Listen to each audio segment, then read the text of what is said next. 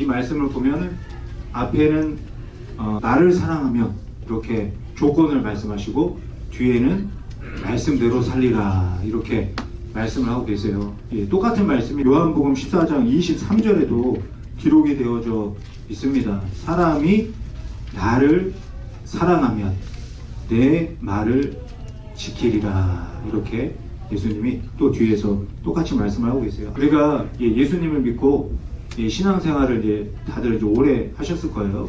신앙생활을 이렇게 하시다 보면 이 많은 조건과 또 예수님이 하시는 말씀들, 우리가 지켜야 될 말씀들을 하시는 걸 볼 수가 있습니다. 뭐 어렵게 얘기 안 해도 예수님을 믿으면 성경을 읽어라. 또 예수님을 믿으면 기도해라. 또 예수님을 믿고 예배 잘 드려라. 그리고 더 나아가서 예수님을 믿고 구제도 하고 전도도 하고 선교도 해라. 그런데 뭐 이 정도는 그러려니 하고 넘어갈 수가 있는데 예수님이 더 강력하게 말씀을 하고 계시죠. 뭐라고 말씀하시냐면 예수 그리스도를 믿으면 하나님을 사랑하고 이웃을 사랑해라. 예수님 믿고 교회 다니고 우리 성도님들하고 만나서 교제하고 이러는 거 너무 좋습니다. 일주일에 한 번씩 만날 때마다 너무 반갑잖아요. 그런데 그렇게 반가운 것도 있지만 이 교회에서 신앙생활 하다 보면요, 지금 계속 말씀드리는 것처럼 예수님을 믿으면 무엇을 해라 이렇게 부담되는 그런 말씀도 있는 것 같습니다. 많이 부담되는 것 중에 하나가 뭐예요? 저는 개인적으로 어떤 말씀이 부담이 되냐면 미워하는 자를 저주하지 말고 축복해라 이런 말씀이 너무나 부담이 됩니다. 그냥 막 미워하고 싶은데 자꾸 그 말씀이 떠올라요. 미운 사람이 생각날 때마다 그 말씀이 떠올라서 저를 이렇게 막 부담을 막 줍니다. 그런데 예수 그리스도를 믿었다는 그 이유 하나 때문에 내가 이런 것들을 지키면서 살아가야 되나 생각하면요, 너무 부담스러울 때가 많이 있습니다. 뭐 행동도 너무 조심스럽고 말도 너무 조심스럽고 신경 써야 될 게 너무 많은 것 같아요. 그렇다고 우리가 예수님을 믿지 않는 건 아니잖아요. 예수님 너무 믿고 싶습니다. 그리고 예수님 더 사랑하고 싶은 그런 마음들을 가지고 있습니다. 예수님 믿고 예수님 사랑하시니까 이 말씀들을 보면서 부담스럽지만 내가 사랑하고 믿으니까 지켜야 되지 않을까 이런 생각들을 하면서 살아가게 되는 거죠. 그래서 이런 것들 때문에 너무 부담스러워 가지고 예수님 믿기가 너무 주저하게 된다, 고민된다 이렇게 말씀하시는 분들이 있습니다. 예수님 믿으면 술, 담배도 못하는 거 아닌가 이런 생각을 하게 되는 거죠. 예수님 믿으면 욕심 다 버리고 나누면서 베풀면서 살아야 되는 거 아닌가 이런 생각을 하게 됩니다.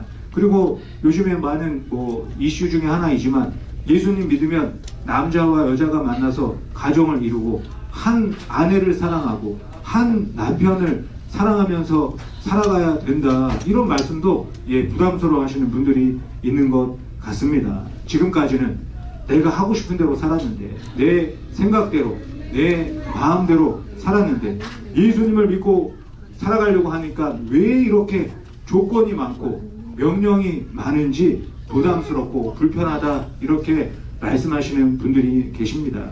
오늘 말씀도 마찬가지죠. 요한복음 14장 15절도 나를 사랑하면 내 말대로 살아라 이렇게 말씀하시는 말씀을 들을 때 부담이 느껴지게 됩니다. 오늘 이 자리에 나오신 분들은 하나님을 사랑하고 이웃을 사랑해라 이 말씀이 부담이 되시나요? 맨 앞에 계신 분이 부담된다고 말씀을 하십니다. 근데 이 하나님 사랑하고 이웃 사랑하는 그래도 좀 괜찮아요. 제가 이제 몇 번 말씀을 드렸지만 나를 배신하는 사람, 나하고 좋지 않은 관계에 있는 사람, 서로 미워하는 사람, 이런 사람을 사랑하라고 하면 참 이게 마음이 너무나 부담이 됩니다. 이걸 지켜야 되는 건가, 지키지 않아야 되는 건가 주저하게 되죠. 여기서 예수님이 딱 멈춰주시면 좋겠는데 예수님은 여기서 멈추시지를 않습니다. 더 부담되는 말씀들을 계속 하고 계시는 것을 볼 수가 있어요. 마태복음 5장부터 7장에 있는 산상수훈 있잖아요. 너무 부담됩니다. 마태복음 5장 3절 말씀을 보시면 어떻게 시작합니까? 심령이 가난한 자는 복이 있나니 천국이 저희 것이다. 이 말씀을 보면 내가 너무 많이 갖고 살면 안 되는 거 아닌가, 막 가난하게 살아야 되는 거 아닌가, 너무 막 마음이 부담되고 고민이 되기도 합니다. 그런데 예수님이 저렇게 약간 애매한 말씀도 하시지만 너무나 구체적으로 하시는 말씀도 있어요. 그게 마태복음 5장 39절부터 32절에 있는데요. 나는 너희에게 이르노니 악한 자를 대적하지 말라. 누구든지 내 오른편 뺨을 치거든 왼편도 돌려대며 또 너를 고발하여 속옷을 가지고자 하는 자에게 겉옷까지도 가지게 하며 또 누구든지 너로 억지로 오리를 가게 하거든 그 사람과 심리를 동행하고 내게 구하는 자에게 주며 내게 구고자 하는 자에게 거절하지 말라. 아무런 잘못도 없는데 난데없이 갑자기 누가 나타나가지고 제 오른편 뺨을 딱 칩니다. 그러면 제가 어떻게 해야 돼요? 왜 나를 치는 거냐? 이유가 뭐냐? 당신 나 아니야? 막 이렇게 따져야 되는데 예수님이 뭐라 그럽니까? 왼편도 돌려대라. 기가 막히죠. 또 속옷을 뺏어가려고 하는 사람한테 아니 왜 내 속옷 가져갑니까? 이래야 되는데 아니 왜 속옷만 가져가시나요? 내 겉옷도 좀 가져가세요. 또 오리 억지로 막 2마일 3마일 끌고 가는 사람한테 왜 나를 억지로 끌고 가느냐? 그렇게 하지 말고 왜 오리만 가느냐? 심리까지 나를 데려가라. 이렇게 말하라고 합니다. 그리고 너무나 부담되는 말씀, 내게 구하는 자에게 주고 꾸고자 하는 자에게 거절하지 말아라. 너무 부담스러운 그런 말씀을 예수님이 하십니다. 성경에 써 있으니까 좋은 말씀이겠지 이렇게 생각은 들지만 막상 내가 이렇게 살려고 하면 너무 마음이 고민이 많이 되고 또 한편으로는 속상하기도 하고 이렇게까지 해야 되나 그런 생각까지 들기도 합니다. 이것도 정말 너무 부담스러운데 예수님은 여기서 물러나지를 않으십니다.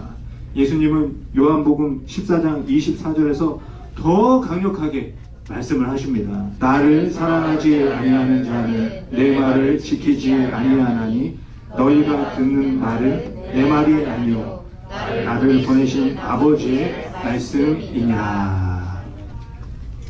예수님 뭐라 그러십니까? 더 강력하게 말하고 계시죠. 내 말을 지키지 않는 사람은 나를 사랑하지 않는 거다. 그리고 내가 지금 하는 말은 내 말이 아니고 하나님 말씀이다. 예수님이 왜 이렇게 말씀하시는 걸까요? 하나님이 말씀하시는 거니까 사람들은 꼭 지켜야 된다. 그런데 우리가 한번 가만히 생각해 보시기 바랍니다. 예수님이 신약성경에서 또 하나님은 구약성경에서 엄청나게 많은 말씀들을 하고 계십니다. 왜 이렇게 자세하게 많은 말씀들을 하나님이 하시는 걸까요? 또 예수님을 통해서 이렇게 말씀을 하고 계시는 것일까요? 그냥 처음부터 사람 만들 때 하나님 말씀대로 살게 그렇게 만들었으면 하나님도 설명할 필요도 없고 예수님도 이 땅까지 오셔서 굳이 제자들에게 알려주실 필요도 없는데 왜 이렇게 많은 이야기를 하시고 예수님까지 보내셔서 설명을 하시는 것일까요? 하나님이 사람들에게 강제로 하지 않으셨다는 것을 알 수가 있는 겁니다. 그러니까 지금 하나님이 하시는 말씀이나 예수님이 하시는 말씀은요, 명령, 강제로 지켜야 되는 명령이 아니라는 것을 계속 보여주고 있는 거예요. 예수님이 말씀하시는 그 말씀, 끊임없이 하시는 그 말씀을 통해서 이것은 강제가 아니다 라고 알려주고 계시는 겁니다. 오늘 우리가 마태복음 5장 말씀을 같이 읽어봤는데요. 이것만 생각해봐도 우리가 잘 알 수가 있어요.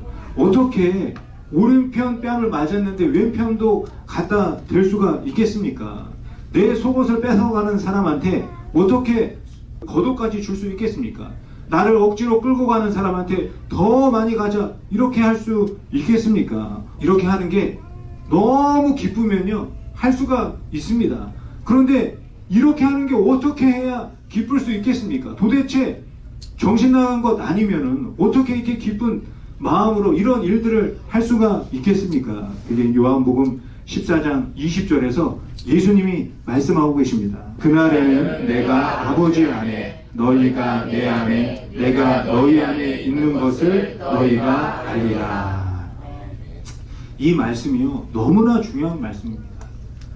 우리가 이 세상 살아가는 동안에 예수님을 통해서 또 하나님을 통해서 들려주시는 많은 말씀들이 있는데 그 말씀이 사실 너무 부담스럽잖아요. 그런데 그 말씀에 부담스럽지 않고 기쁘게 그 말씀대로 살아가기 위해서는 어떻게 해야 되냐?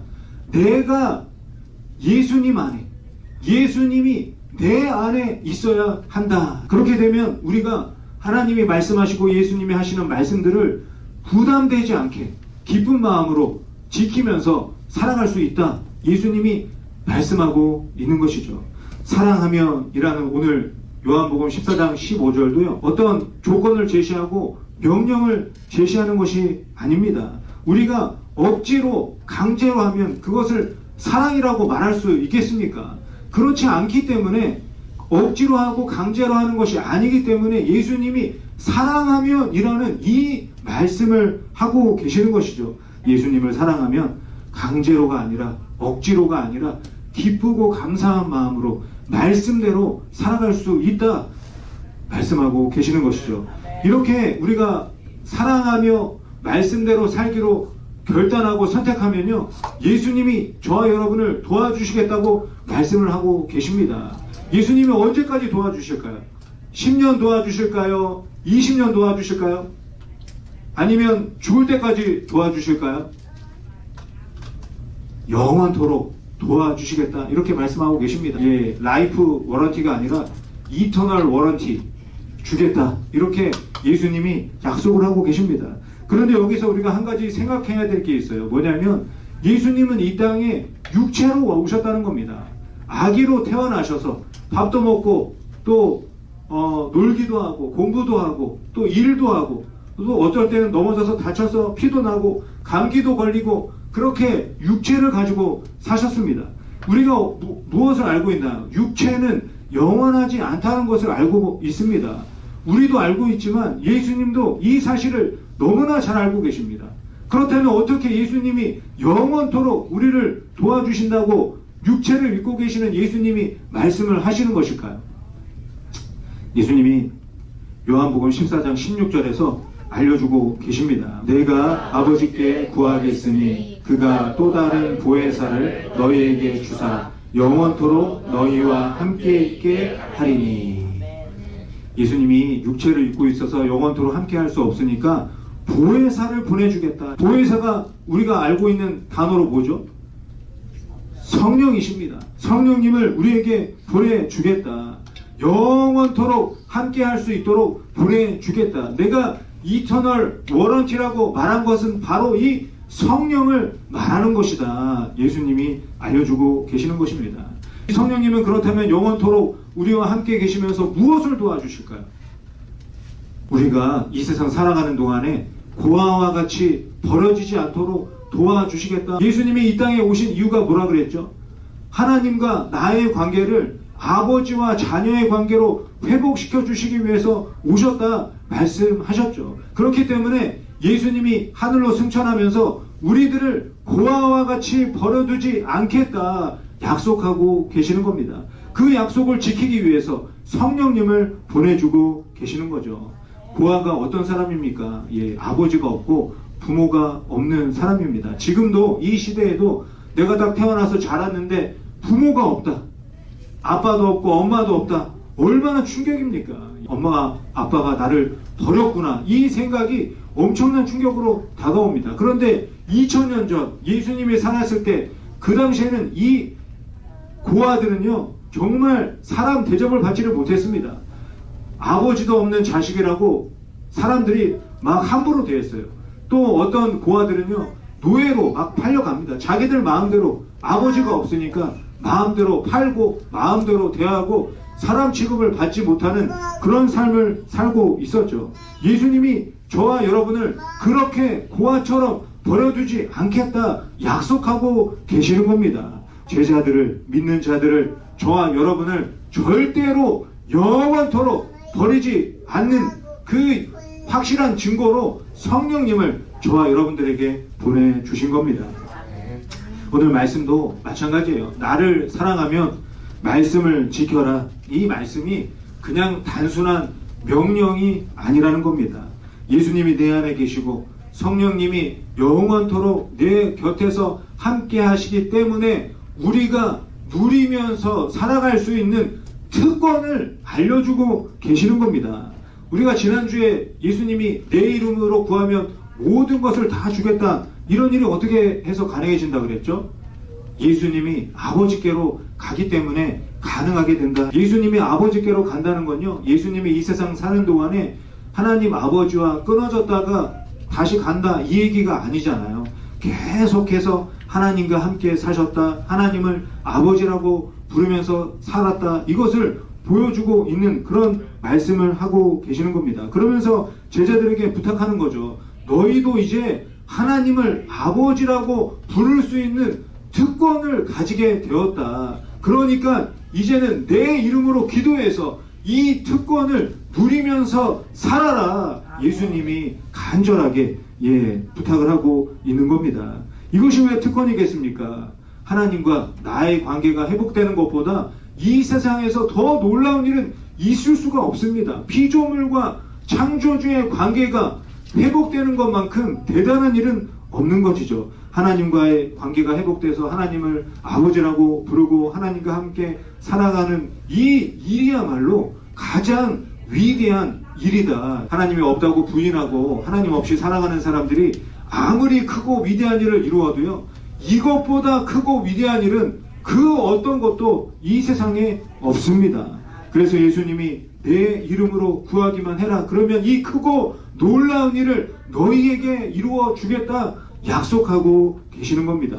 예수님이 어떻게 약속하셨습니까? 십자가에서 생명 걸고 예수 이름으로 사인하면서 이 약속을 보장을 하신 것입니다. 요한복음 14장 12절에서 말씀을 하시죠. 내가 진실로 진실로 너희에게 이르노니 나를 믿는 자는 내가 하는 일을 그도 할 것이요 또한 그보다 큰 일도 하리니 이는 내가 아버지께로 가니라. 저와 여러분이 하나님을 아버지라 부르고 하나님 아버지와 함께하면 더 큰 일도 하면서 살 수 있게 된다. 그렇기 때문에 내 이름으로 구하라, 이것도요 명령이 아니라는 겁니다. 저와 여러분에게 누리며 살아갈 수 있는 특권을 알려주고 계시는 것이죠. 예수 그리스도의 이름을 믿으면 하나님을 아버지라고 부르면서 내가 한 일보다 더 큰 일도 하면서 살아갈 수 있는 특권이 주어진다. 이 사실을 알려주고 계시는 것입니다.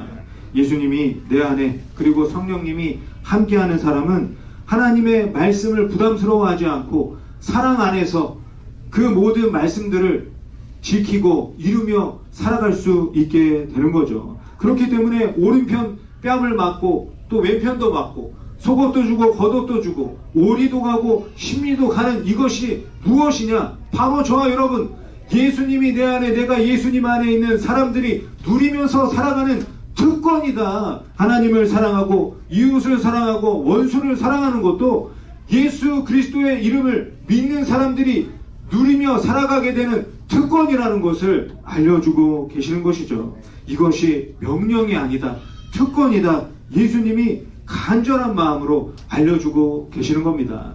예수님의 말씀을 명령으로만 생각하고 억지로 살아가는 사람의 삶은 어떠하겠습니까? 그 삶은 우리가 가장 쉽게 생각해도 알 수 있는 게 뭐냐면 이단 사이비에 속해서 살아가는 사람들의 모습을 보면 금방 알 수가 있습니다.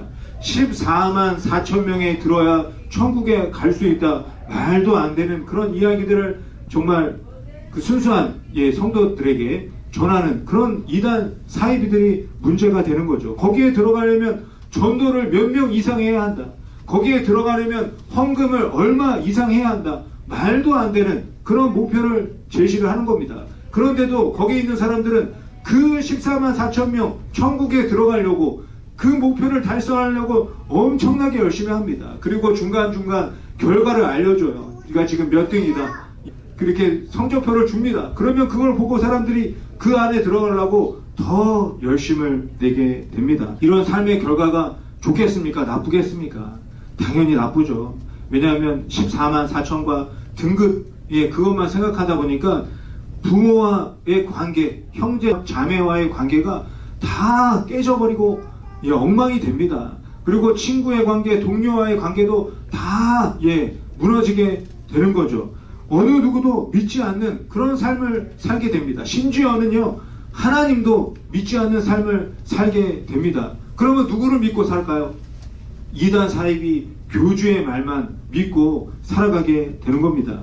거기에 있는 사람들이요, 어리석고 부족한 사람들이 아닙니다. 다 인류대학 나왔어요. 또 다 이 세상에서 엘리트라고 인정받는 그런 사람들입니다. 그런데 어떻게 해서 이렇게 망가진 삶을 살게 되었을까요? 중요한 한 가지를 놓쳐버렸기 때문입니다. 하나님과 나의 관계가 회복되는 것이 가장 중요하다는 이 사실을 놓쳐버렸기 때문에 이렇게 망가진 삶을 살게 되는 겁니다. 사랑하는 성도 여러분, 천국이 왜 천국일까요? 하나님 아버지와 영원토록 우리가 함께 살 수 있기 때문에 천국입니다. 천국에서 중요한 것은요, 내가 전도한 인원수가 아닙니다. 내가 드린 헌금 액수가 아니에요. 나의 열심이 아닙니다. 천국에서는 무엇이 가장 중요하겠습니까? 천국에서는 예수 그리스도가 가장 중요합니다.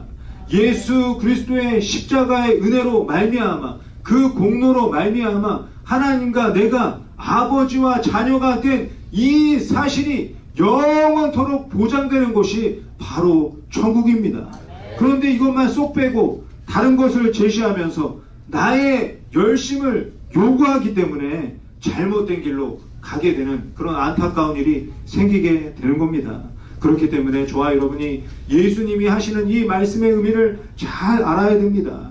이게 명령이구나 부담으로만 받아들이지 마시고, 예수님이 우리가 누려야 되는 특권을 간절한 마음으로 알려주고 계시다는 것을 기억하고 그 말씀들을 잘 받아들이는 저와 여러분이 되시기를 바랍니다. 예수님이 이미 사인하셨습니다. 보장된 거예요. 그래서 저와 여러분들이 예수 이름으로 구하면 하나님과 나의 관계가 영원토록 보장이 되는 겁니다. 요한복음 13장 35절 말씀도 우리 같이 한번 읽어보도록 하겠습니다. 너희가 서로 사랑하면 이로써 모든 사람이 너희가 내 제자인 줄 알리라. 너희가 서로 사랑하면 내 제자가 되리라. 이것도 제자가 되기 위해서 사랑해야 한다, 이런 말씀이 아닙니다. 이것은 어떤 말씀이냐? 사랑하는 특권을 누리고 살아가는 사람이 바로 예수님의 제자다 알려주고 계시는 것이죠. 우리 예수님 한번 생각해 보세요. 예수님이 이 땅에 오신 이유가 무엇입니까? 십자가가 의무이기 때문에 이 땅에 오셨겠습니까? 절대 그러지 않습니다. 예수님이 이 땅에 오신 이유는 사랑하기 때문에 오신 것이고, 사랑하기 위해서 이 땅 가운데 사신 것입니다. 맨날 치고받고 싸우는 제자들, 그리고 맨날 들이대는 그 바리새인들, 아무리 말해줘도 이해하지 못하는 그 이스라엘 백성들, 그 사람들을 사랑하시기 때문에 계속해서 말씀해 주시고, 많은 기적을 통해서 또 설명해 주시고, 또 그래도 모르니까 비유로 알려주시는 그런 사랑의 모습을 보여주고 계시는 것입니다. 예수님이 이렇게 끝까지 사랑할 수 있었던 이유가 무엇이겠습니까? 자기 자신을 고아처럼 버려두지 않으시고 영원토록 함께 하시는 하나님 아버지와의 특권을 예수님이 알고 계셨기 때문에 이런 삶을 살 수가 있었던 것입니다. 그리고 예수님은 이렇게 살아가지 못하는 이스라엘 백성들, 제자들, 바리새인들을 보면서 너무 안타까워하시면서 알려주고 계시는 것이죠. 예수님이 이 일을 위해서 십자가에서 화목 제물이 되신다는 것을 알려주고 계시는 겁니다. 십자가로 주어진 특권을 확실하게 누리면서 살아갈 수 있도록 성령님을 보내주신다는 것을 알려주고 계시는 것입니다. 사랑하는 성도 여러분, 이번 수요일이 무슨 날이죠? 크리스마스입니다. 이 땅에 오신 예수님 때문에 저와 여러분이 얻게 된 이 놀라운 특권을 기억하는 크리스마스가 되시기를 바랍니다. 억지로가 아니라 강제로가 아니라 예수 그리스도 안에서 하나님 아버지와 함께 사랑하며 살아가는 특권을 누리는 저와 여러분이 되시기를 바랍니다. 성령님의 영원한 도우심을 힘입어서 이 땅에서 이웃도 사랑하고 원수도 사랑하고 모든 사람도 사랑하는 특권을 누리며 살아가시기를 바랍니다. 저와 여러분이 이런 특권을 누리면서 살아가면 어떤 일이 일어날까요? 누가복음 2장 14절에서 말씀합니다. 지극히 높은 곳에서는 하나님께 영광이요 땅에서는 하나님이 기뻐하시는 사람들 중에 평화로다 하니라. 이렇게 사랑하면서 말씀대로 살아가는 저와 여러분들을 통해서 하나님이 영광을 받으시고 이 땅 가운데는 하나님이 허락하시는 평화가 넘쳐나게 될 것이다. 사랑하는 성도 여러분, 성부, 성자, 성령 하나님을 사랑하고 말씀대로 살아가는 특권을 누리시기를 바랍니다. 그래서 저와 여러분의 삶을 통해서 하나님께는 영광이 되고 이 땅 가운데는 평화가 넘쳐나게 되시기를 예수님의 이름으로 간절히 축원드립니다.